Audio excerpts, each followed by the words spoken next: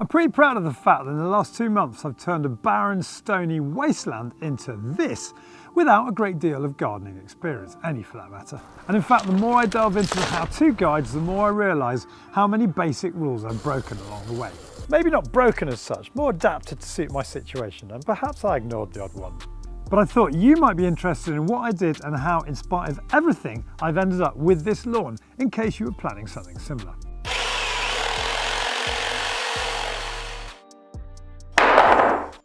So a quick bit of background. A year of renovations to the kitchen and garden have turned what used to be a half-decent lawn into this. And with no grass to protect it, the ground had become hard, sun-baked and stony. It was already mid-May and I was keen to get cracking sorting that lawn out.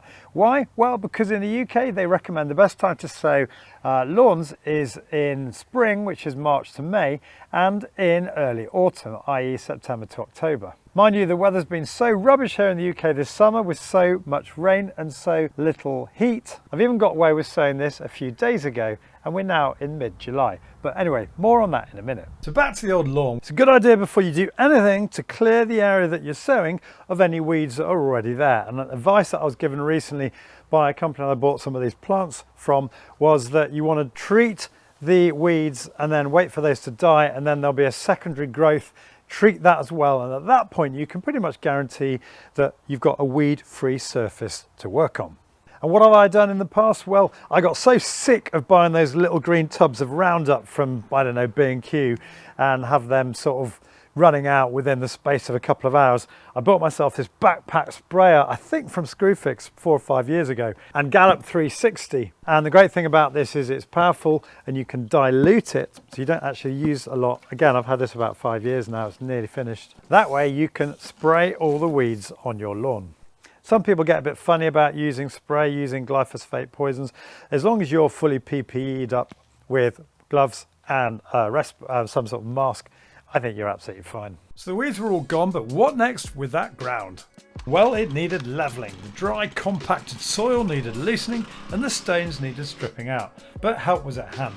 My father-in-law had this old petrol-driven rotavator, and after a bit of experimenting with the wheels on, then off, and this strange stick thing at the back on, and then eventually off, I got to work on the soil. And what a game changer. I've learnt a few things whilst using this. With this model at any rate, you need to remove all grass and vegetation, as otherwise it just gets wrapped around the blades. And with the wheels off, it's most effective at digging into the soil, which you do by pulling the rotavator towards you rather than ploughing across the soil, which is how you would have imagined these things work. But once it got below that initial crust, it was enormously effective. So much so that by the end I was even using it to level out the lawn to remove a bit of a hump in the middle. At this point it was time for my proudest invention, the incredible Charlie DIYte soil sifter, which comprises a sheet of wire mesh wrapped over a wheelbarrow. You put the stony mess on top, give it a good rake around with a spade, pour off the stones into another bucket, and you're left with a beautifully graded pile of soil, which we put in a big pile for later on. Okay, we're getting there, but we've still got a few important things to buy. The obvious one, grass seed. Now I got this on eBay and I've been buying this for a while now, although sometimes it varies from the supplier I get it from. This is a big 10 kilogram bag, and this has done the whole of that area, a lot of the rest of the lawn, and some other areas in between. So 10 kilogram bag, you can't go wrong. How are you going to spread it? Well, I thought about buying a drop spreader a while ago, but at the time I only had sort of spot areas to sow. So I ended up buying this little Gardena, and it's been one of the most fantastic things I've bought. The drop spreaders, I've heard from some people, can clog. The beauty of this is whilst it's good for sort of applying to spot areas, it's done the whole of this lawn. There's a little button on the top that you press down to release the trapdoor inside. You can vary the quantities that it emits, and there's a handle on the side that spins a propeller that sprays a seed across the lawn.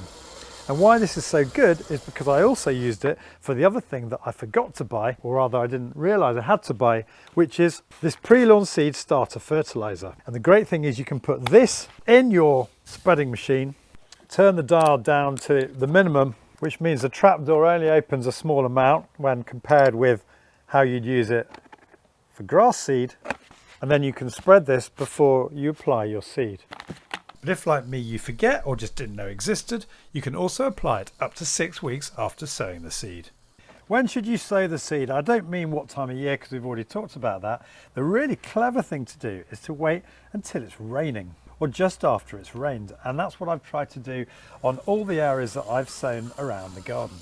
The reason for this is if you can spread the seed during the rain, it helps to compact the seed into the ground. One of the many things I didn't do on this job was to shuffle across the lawn once I'd spread the seed, to sort of get rid of the air pockets and to bed the seed into the ground. But if you can spread it while it's raining, it does two things. It gives it that initial spray of water, but it also helps to bed the seeds into the soil.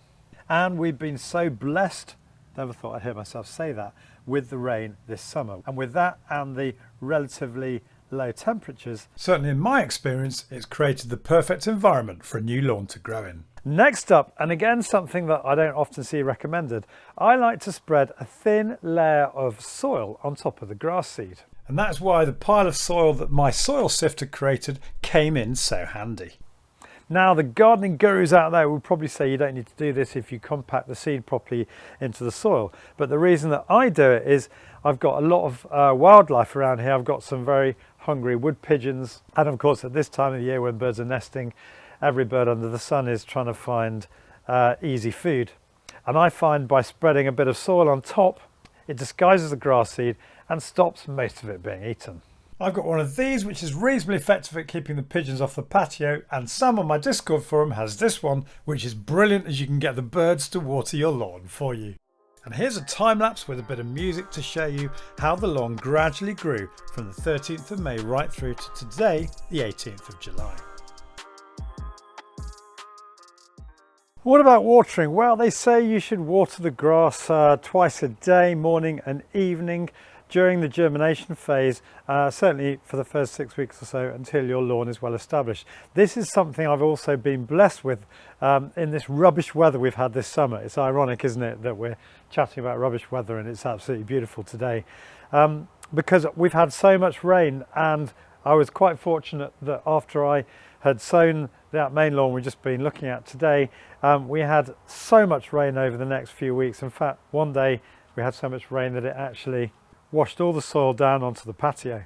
But this is somewhere where you need to apply a bit of a common sense approach. There have been days where it's not been, where we haven't had a lot of rain, where I have watered it twice a day. And other days when I haven't bothered, when I knew it was going to rain later on. See, if the weather continues like this area that I seeded a couple of days ago is going to need a bit of attention because it's already looking quite dry.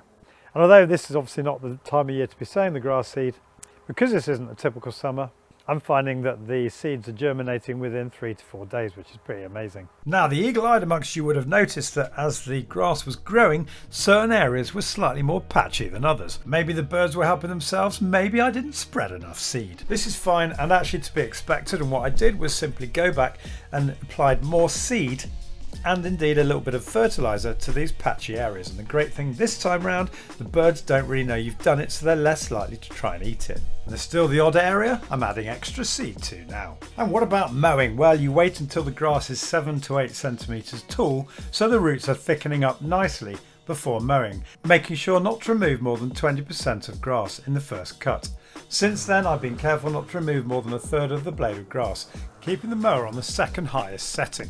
You want a nice light mower, which is where my 40-volt electric is ideal, and also a nice sharp blade. I haven't had this mower long and was surprised to see how damaged it was already, but I've managed to do a bit of DIY sharpening, starting using a metal file, but realising I got a much more consistent edge with my belt sander to remove the nicks on the blade. I'm using lapping oil here. I've given up trying to spray it, having got through so many spray nozzles over the years, before sharpening it using my diamond sharpening stone. Something I really love about the simplicity, the lightness, the plasticness of these electric lawnmowers. And if you want to know how I get it so clean, I just hose it down after each use. And what I really love about them is how light they are. And I just want to show you close up just how dense and bushy and thick this lawn is. It's absolutely fantastic. So that's it for today. I hope you found this video useful. I'll post links to everything I've talked about and used in the description below the vid. And if you're new to my channel, it means so much to me to have you subscribe. You can do that by clicking on the link here, and don't forget to click the bell notification icon so you get notified of all my future uploads. See you soon.